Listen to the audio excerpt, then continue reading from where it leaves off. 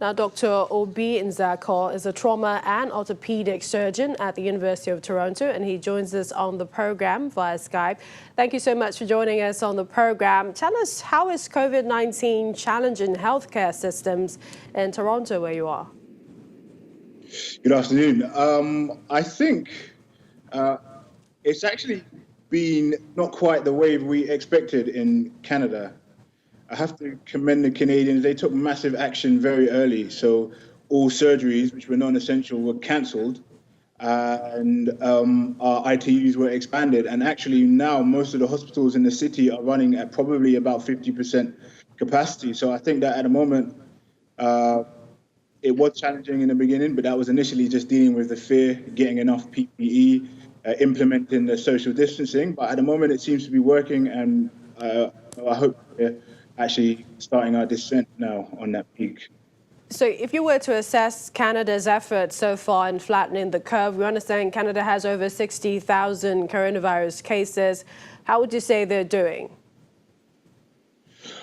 I think that, as I said, I have to commend the Canadian government. When you look and compare it to, say, like the United Kingdom or even to the Americans, they really struggled to implement lockdown. I think the people didn't react to it very well. And as a result, you see that they have got two of the highest death rates in the world, whereas comparatively, Canada's death toll is extremely low.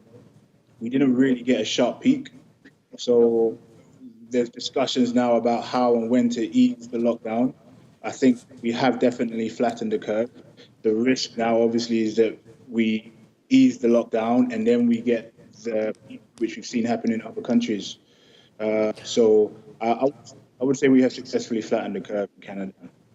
What's your take on Nigeria and the strategies to reducing the spread? Some people have said that we need to readapt and perhaps change our response. How do you think we're faring? If you look purely at the numbers, I would say that Africa seems to be doing relatively well, but the numbers can be misleading. Misleading because the numbers are only a reflection of your testing strategy. And at the moment, I think the testing strategy in Nigeria is probably inadequate. We definitely need to do more tests. If you look at like the United States, with 1.4 million confirmed cases, and the UK has got, I think, 200,000 confirmed cases, and really being able to tackle this disease starting in I think that be focused, because even the World Health Organization has actually said that they are fearful of the continent's ability to contain this virus should it spread. And my own personal fear, having seen how aggressively this does spread, how contagious this disease is, I think that the only real treatment is going to be prevention. So for me, I think that efforts need to be more focused on more aggressive testing, isolating cases.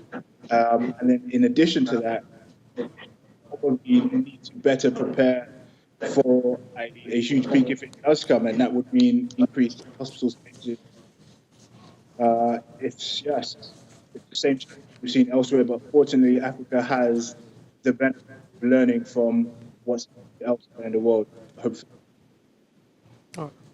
All right, we appreciate your time, Dr. Nzeako, trauma orthopedic surgeon at the University of Toronto. Thank you for joining us.